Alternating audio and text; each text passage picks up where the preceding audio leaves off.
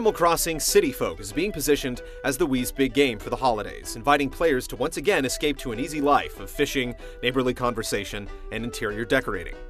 At a glance, it's hard to see what's changed since 2005's DS outing, but does City Folk hide some surprises? Or is Nintendo re-gifting?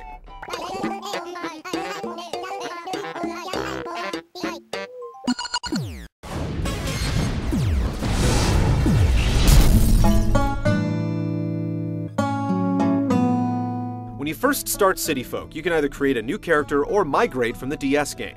By downloading a special application from the Wii, you can transfer your character, current outfit, and item catalog, allowing you to repurchase rare items without months of shopping and trading with friends. Like earlier titles, you can start life in your randomly generated town by choosing a vacant house and running a few tutorial errands for convenience store tycoon Tom Nook. After an hour or so, you're set free to do as you please. Unlike many games that can be completed in a marathon session over the weekend, Animal Crossing is meant to be played for a couple of hours daily over the course of weeks and months. The in-game clock matches the real world, so if you want to go fishing at sunrise or catch a Saturday night concert, you'll need to plan your week accordingly, or adjust the internal clock on your system. Consequently, you can play all day without seeing much that's new, but as the days pass, neighbors move in and out of town, varieties of bugs and fish change with the seasons, and specific dates bring holidays and fishing tournaments. As the name suggests, City Folk's biggest addition is the ability to take the bus to a concrete jungle of scum and villainy. Well, not so much. The city is essentially a shopping center, and veteran players will be disappointed to find that it's populated mostly with familiar characters. Red has his black market shop, Katrina gazes into her crystal ball, and Dr. Shrunk performs stand-up to give you new emoticons. Harriet's salon offers me makeovers in addition to hairstyles, and a new auction house lets you bid on items among friends online, but in general, the city really doesn't feel new or enticing. Online play works just like the DS game. After trading info with friends, you can either open your gate to let in 3 other players or travel to one of your friends' towns. Each town is significantly different, with native fruits and shop items that vary from town to town. Communication is greatly improved thanks to the new Wii Speak microphone, which adds to the game's social nature by letting you chatter away as you fish or explore the town. The game also features USB keyboard support, which streamlines online chat and makes it much easier to write letters to your imaginary animal friends. There are a few additions here and there, but in general, City Folk sticks close to the Animal Crossing formula, and the city is just a new home for old faces.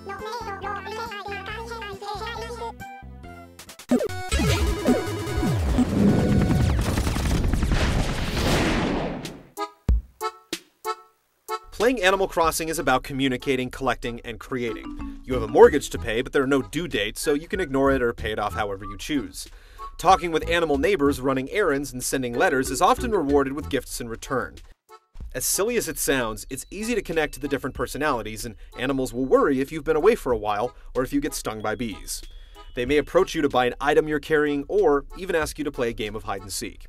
There are tons of collectibles like furniture sets, shirts, wallpaper, fish, fossils, and so on.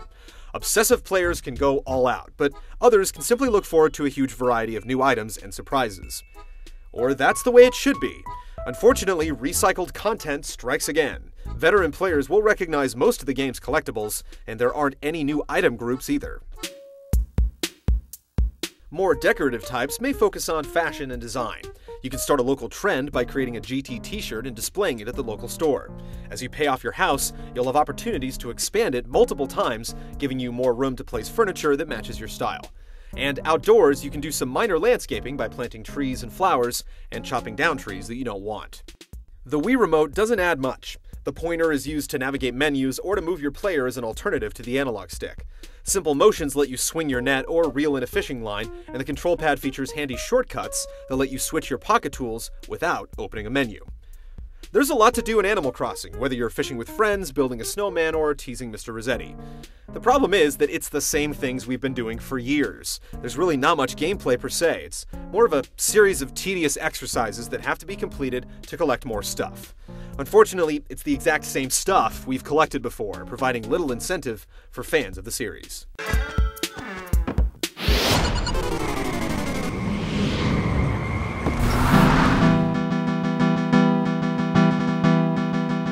We're starting to sound like a broken record, but City Folk's presentation suffers the most from recycled assets. Sure, there are some slightly sharper textures here and there, but most of the presentation is hard to tell apart from the N64 version released in 2001. While a certain adherence to style is understandable, reusing everything to this degree makes the game feel like a lazy effort. The game also features Wild World's rolling world feature, which can be a bit dizzying when you first start playing on the big screen.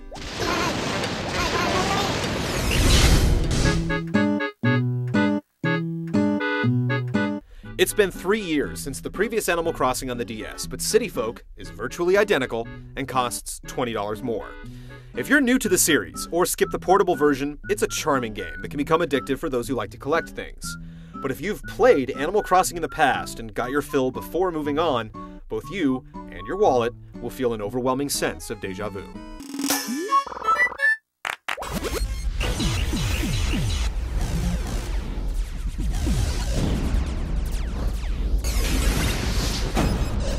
Let me know if you need a wrecker.